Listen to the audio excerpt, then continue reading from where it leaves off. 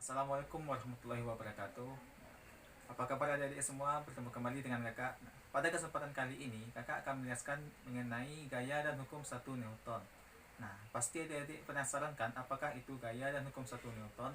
Nah, mari kita simak penjelasan berikut ini.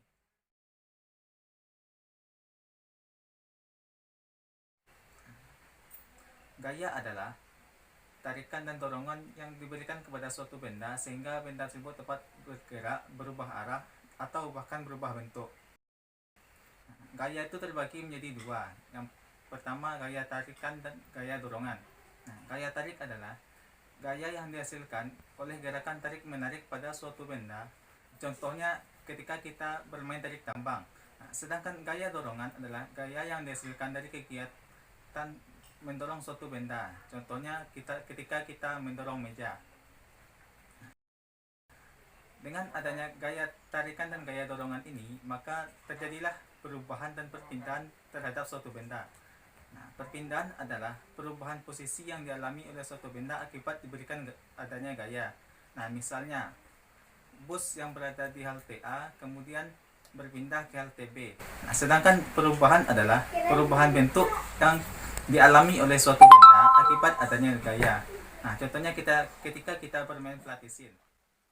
Nah, menurut Isaac Newton mengeluarkan hukum mengenai gaya ini. Nah, hukum 1 Newton berbunyi, jika resultan gaya yang bekerja pada suatu benda sama dengan 0, maka benda yang semulanya diam akan tetap diam dan benda yang bergerak akan tetap bergerak. Nah, contohnya ketika kita sedang berada di dalam mobil.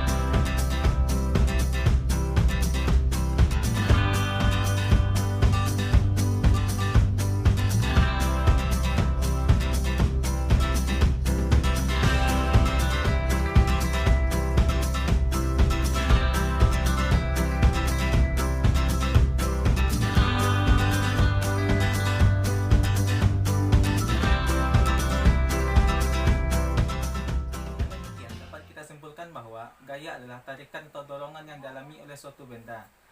Gaya itu terbagi menjadi dua, gaya tarik dan gaya dorong. Nah,